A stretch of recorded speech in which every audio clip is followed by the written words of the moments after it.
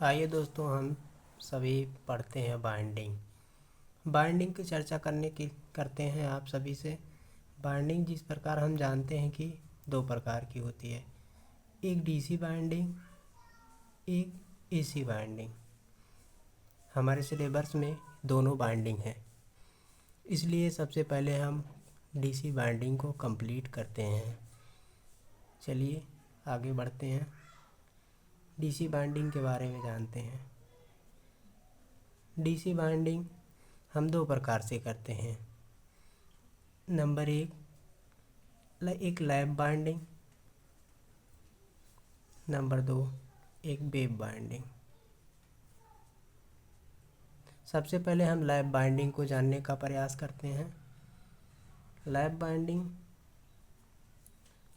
Binding को सबसे पहले हम पढ़ेंगे। लैप बाइंडिंग पॉइंट लिखते हैं लैप बाइंडिंग के बारे में। लैप बाइंडिंग जो होती है, यह ज़्यादा धारा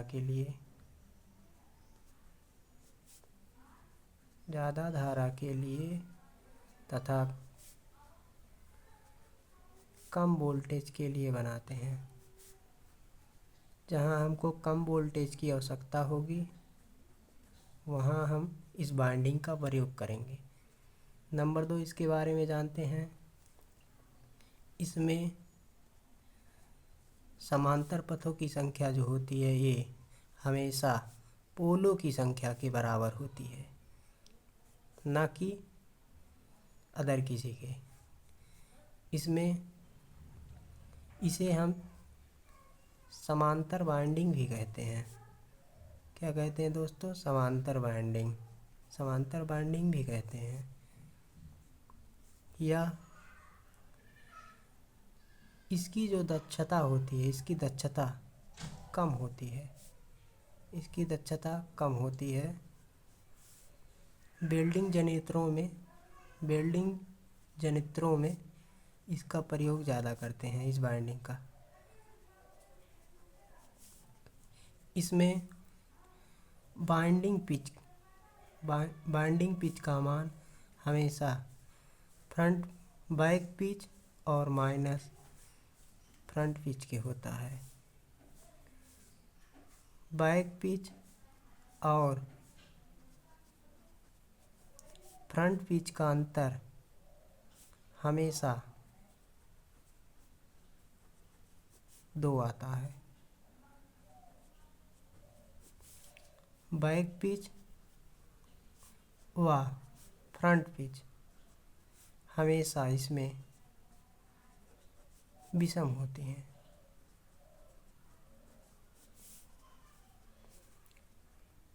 बाइंडिंग पिच जो होती है, यह हमेशा सम होता है।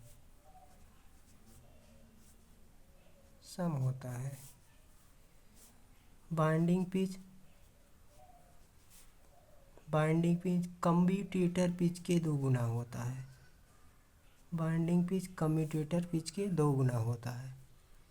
दोस्तों, इस प्रकार हम वेव बाइंडिंग को पढ़ेंगे। वेव बाइंडिंग के बारे में हम जानते हैं कि यह ज़्यादा वोल्टेज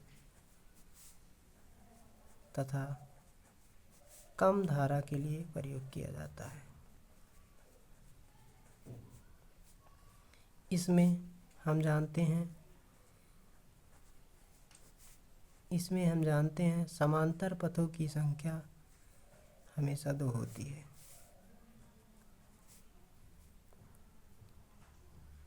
इसकी दक्षता बहुत हाई होती है,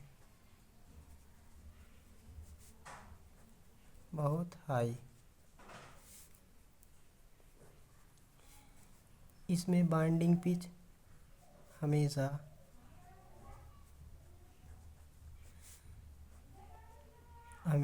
बैक पिच और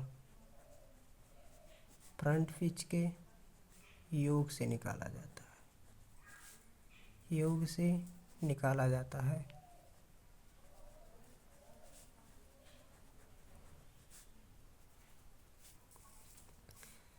बाइंडिंग पिच बराबर back pitch plus front pitch.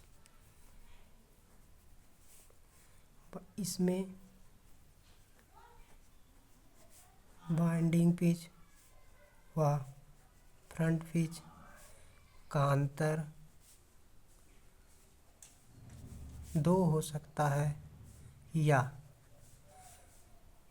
2 के बराबर।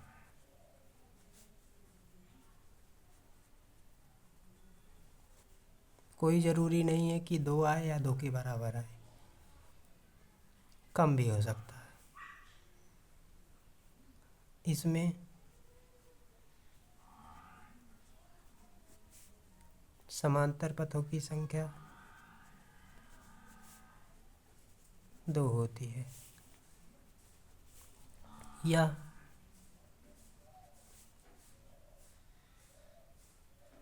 हमेशा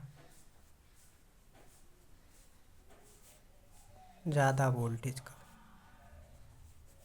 वोल्टेज के लिए बनाया जाता है।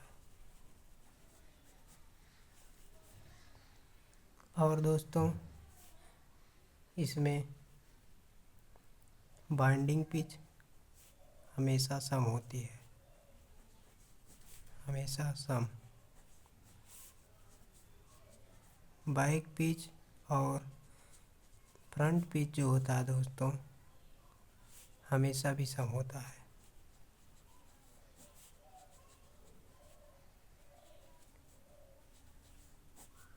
इसलिए दोस्तों, दोनों बाइंडिंग के बारे में हम आप सभी को अच्छे से समझा दिए हैं। इससे ज़्यादा परीक्षा में कुछ नहीं पूछा जाएगा। अगर इस तरीके आप समझ लेते हैं इस बाइंडिंग को, तो इससे ज़्यादा पेपर में कुछ आने की संभावना नहीं है। इसलिए आइए आगे हम सभी इलेक्ट्रिकल कोड और मैकेनिकल कोड के बारे में समझते हैं। इलेक्ट्रिकल कोड निकालने के लिए इलेक्ट्रिकल कोड तथा मैकेनिकल कोड निकालने की सूत्र के बारे में हम जानते हैं। इसमें थीटा जो हो, थीटा ई इलेक्ट्रिकल कोड है और थीटा एम मैकेनिकल कोड है।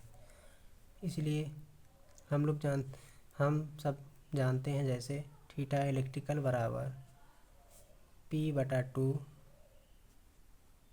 Theta mechanical. P जहाँ पोलों की संख्या है, पोलों की संख्या। हम लोग जानते हैं 2 पोलों के बीच, 2 पोलों के लिए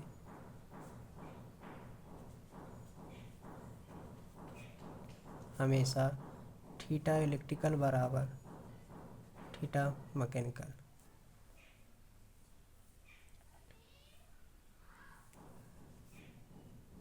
थीटा इलेक्ट्रिकल का मान हमेशा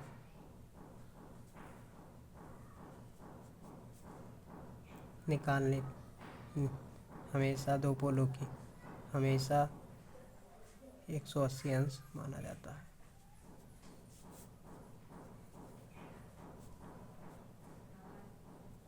थीटा मैकेनिकल 360 अंश होता है।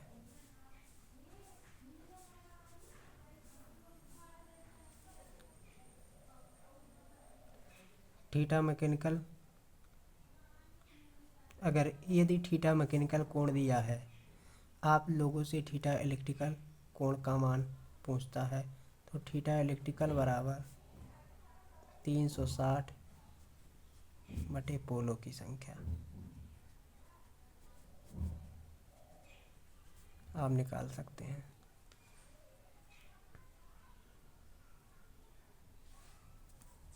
आइए हम सभी आगे बढ़ते हैं और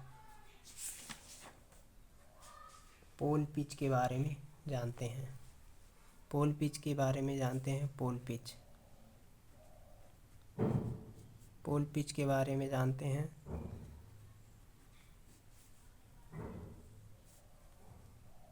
पोल पिच के बारे में जानते हैं। जैसे पोल पिच का परिभाषा क्या इस होता है, यह दो पोल के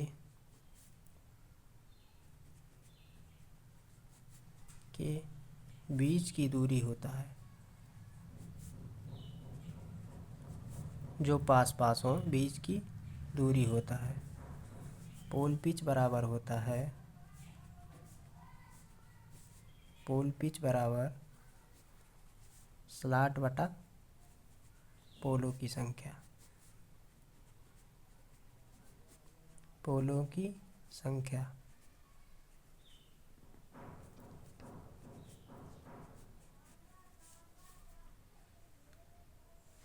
पोल पिच पोल आर्क से, पोल पिच जो होती है, पोल पिच हमेशा पोल आर्क से बड़ी होती है। पोल पिच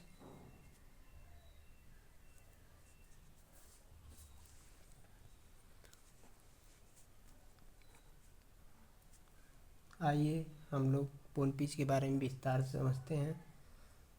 पोल पिच हमेशा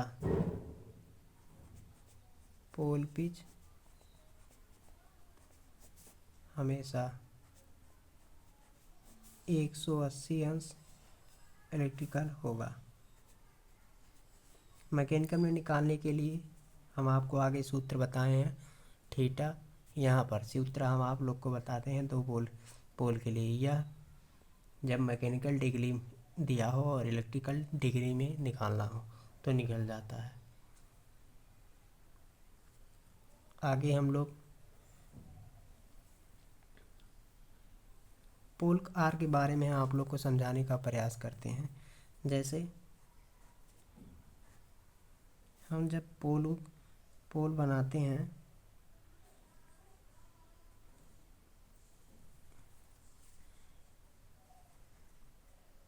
ये हो गया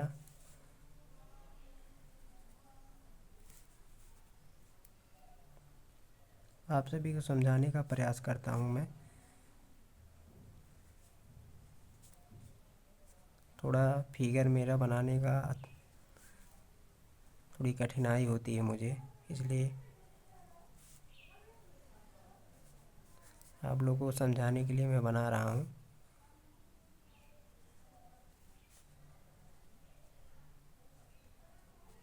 ये हो गया। इतनी दूरी को यहाँ से यहाँ तक प्रत्येक पोल के लिए मैं बता रहा हूँ, इसे पोल आर कहते हैं। पोल आर कहते हैं, यही है पोल आर। और पोल, ये हो गया पोल पिच आपका, ये हो गया पोल पिच।